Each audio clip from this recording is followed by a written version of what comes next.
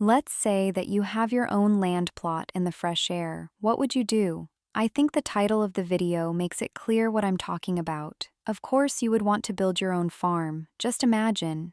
You wake up early, step outside with a warm drink, and look across your fields while the sun rises. The animals are calm, the crops are growing, the barn looks charming.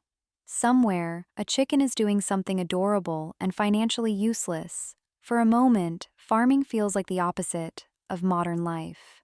No inbox, no office politics, no meeting called quick sync that somehow drains your soul.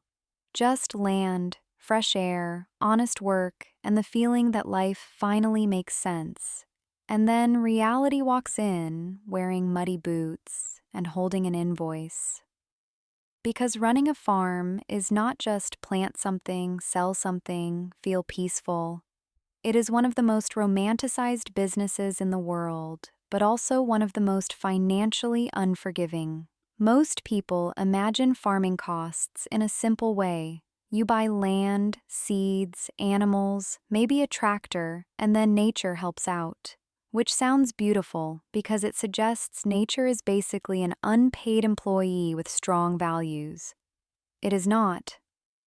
A farm is a business built on weather, timing, equipment, animals, labor, debt, and risk. Almost everything can break, rot, flood, freeze, escape, get sick, or become more expensive exactly when you need it most.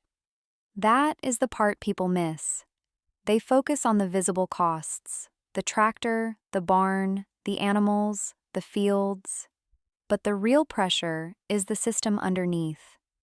Farming is a constant battle between money going out now and money maybe coming back later. Equipment is where the dream gets expensive fast. A farm needs tractors, tools, trailers, irrigation, pumps, storage, fencing, animal equipment, and vehicles that seem emotionally committed to breaking at the worst possible time. And farm equipment does not live gently.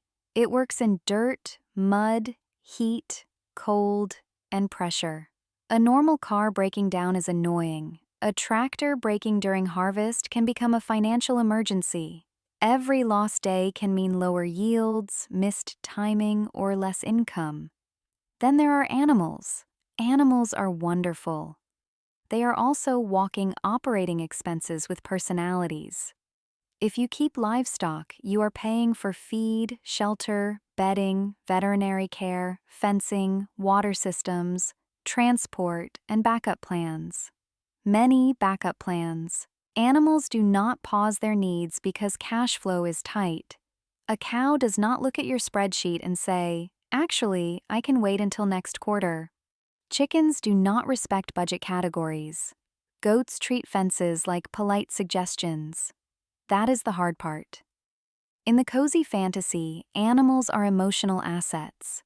In real farming, they are emotional assets and financial responsibilities at the same time. Then come crops.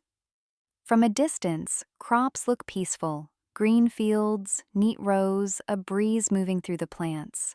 Very poetic. Very, I have healed my relationship with modern life. But crops are timed investments. You spend first. Seeds, soil preparation, fertilizer, water, fuel, labor, pest control, storage, packaging, transport. The money leaves before the result is known, and the result is never guaranteed. Too much rain can damage crops. Too little rain can reduce yields. Frost can ruin months of work. Heat can stress plants and animals. Pests can appear like they received an invitation, and even when production goes well, prices can still move against you. You can do everything right and still sell into a weak market. That is one of farming's most painful lessons. Skill matters, but control is limited. This is where farming becomes a lesson in risk. Most businesses deal with risk. Farms deal with stacked risk, weather risk, price risk, disease risk, equipment risk, labor risk, debt risk. And because farm income is often seasonal, timing makes everything sharper. A farm can have huge spending periods before money comes in. That means cash flow is everything. not profit in theory. Cash flow in real life. A farm can look valuable on paper and still feel financially tight. Land, barns, machines, animals, all of it may have value. But you cannot pay a feed bill with the emotional equity of owning a charming barn. Cash has to be there when expenses arrive. And then comes expansion. Expansion sounds logical. More land means more production. More animals mean more income. Bigger equipment means more efficiency. Sometimes that is true, but expansion also increases complexity. More land means more inputs, more labor, more machinery, more maintenance, and more exposure to bad seasons. More animals mean more feed, more care, more facilities, and more daily responsibility. Bigger equipment can save time, but it can also bring bigger debt. Expansion can create stability, or it can become a very expensive way to become busier, more stressed, and more dependent on everything going perfectly. That is the quiet trap. A farm can make more revenue and still feel worse financially. Revenue goes up, costs go up, debt payments go up, repairs get bigger, risk gets larger, and suddenly the farmer asks, "Why am I earning more and feeling less free?" That question is not just about farming, that is life.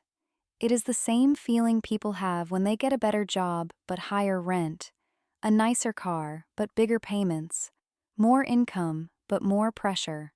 The numbers improved, but the stress did too. This is the turning point. The real cost of running a farm is not just equipment, animals, land, and seasonal risk. It is the cost of managing uncertainty as a lifestyle. A cozy farm is about tasks. Real farm management is about decisions. What do you repair now? What do you delay? Do you buy used equipment and risk breakdowns, or finance something newer and carry payments? Do you keep animals because they fit the business or because you love having them? Do you expand because it is profitable or because standing still feels like failure?